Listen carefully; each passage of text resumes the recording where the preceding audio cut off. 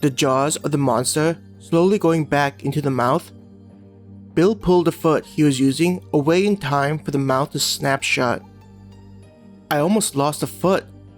He breathed from the effort while wiping the sweat from his face. Good job. Hannah congratulated her brother, giving him a bright smile. Yeah. You're starting to look like an adventurer instead of an accountant. Claire grinned as she teased him. Rolling his eyes, he said, Thanks. I'll try not to come across as an office worker too much from now on.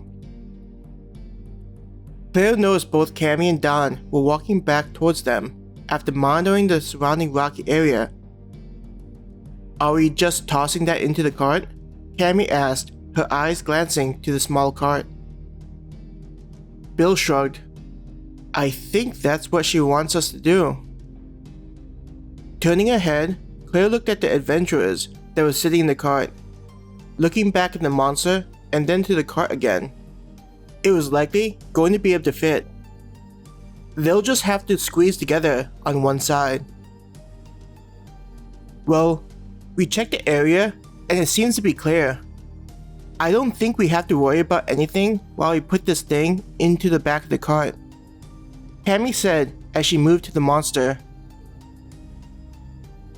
The five of them arranged themselves around the monster and lifted it into the air. No one was close to the mouth, worried that the movement of the monster would cause the jaw to spring out. Let's make some room. Mindy clapped her hands together to get her group's attention. With some grunts, the monster was soon placed into the cart.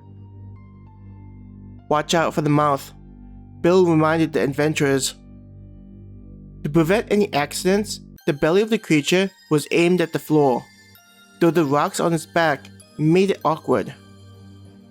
As the cart took the full weight of the monster, there was a slight creaking sound. Is this thing going to be okay?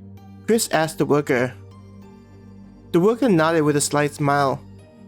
What we're grabbing is a lot heavier, and I've yet to have any issues carting the resources back. We just need to maintain our pace. With the monster in the cart, the Catwoman flicked the straps and directed the horses to go forward. Having the added weight made the cart slightly slower when it began moving, but once it was going, there were no issues. Hopefully, we don't run into any more rock lizards.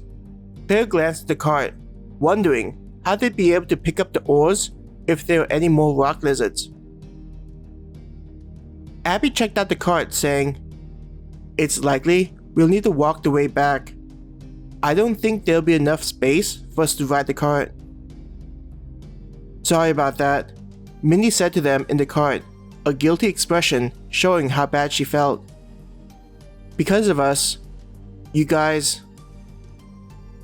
Showing a smile to Mindy, Claire shook her head. Don't feel bad.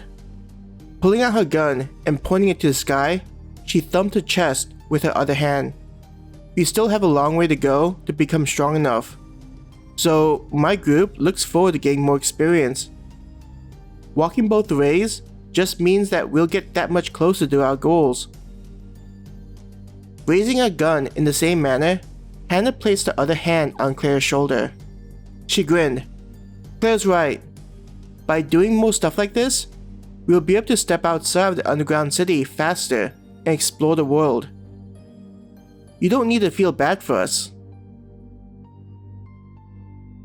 My sister and Hannah are right.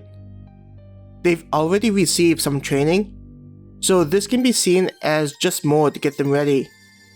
Your group doesn't have as much experience, at least in combat. Just take your time to get stronger.